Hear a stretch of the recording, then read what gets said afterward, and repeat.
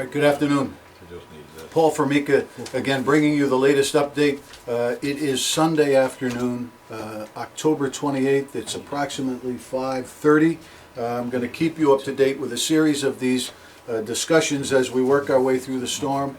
eltownhall.com is where you can get it. Just to reiterate, Hurricane Sandy is expected to hit landfall sometime between midnight and 5 a.m.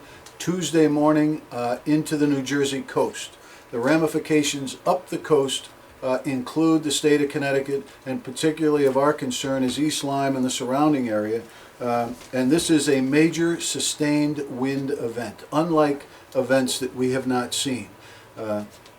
Hurricane Irene, for example, was a 12-hour. It came in, it hit, it went out.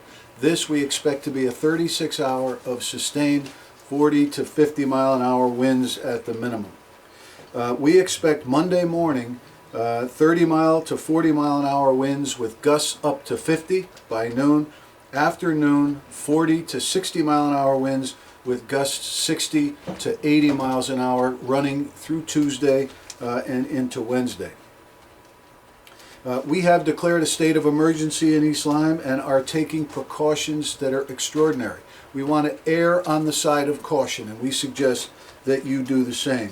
To that event, we've issued a mandatory evacuation of all low-lying areas, of coastal low-lying areas, requesting cooperation as you evacuate all residents within 200 feet of any tidal body of water, and please do so by 11 a.m. Monday morning. The reason is we will not be able to send people in after you after noon if you choose to stay.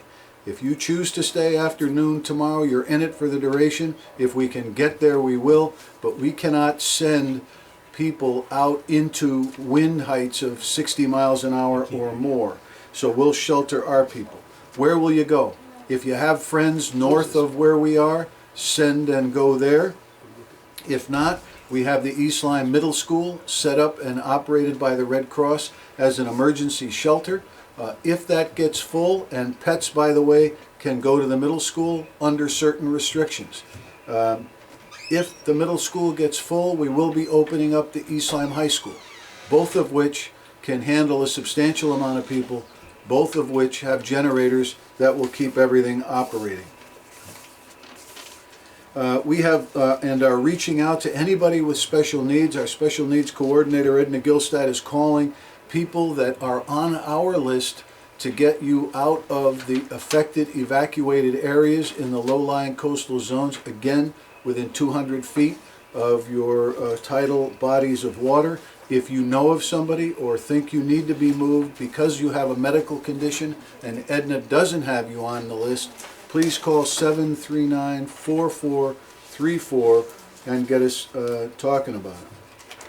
This is according to the state, the latest conversation we had today with the state, they are treating evacuation based on this event as a Category 4 event, hurricane. That means that the flooding is going to be extreme, and here's why.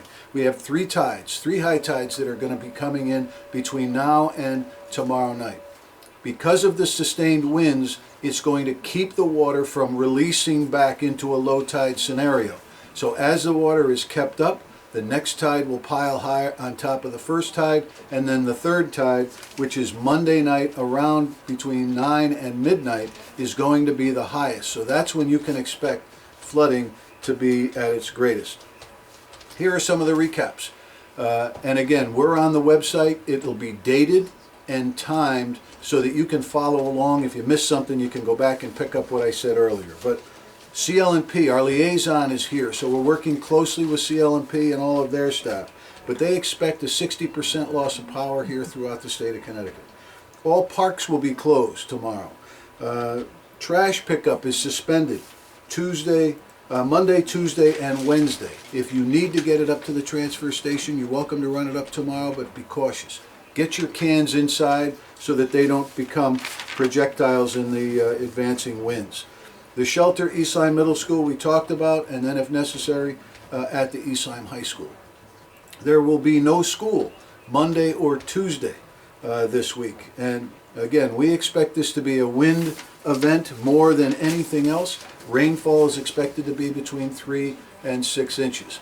The EOC is manned and will be manned, I believe, 24 hours from now on, so that if you need somebody, we'll try to get somebody to answer your phone call, 739-4434.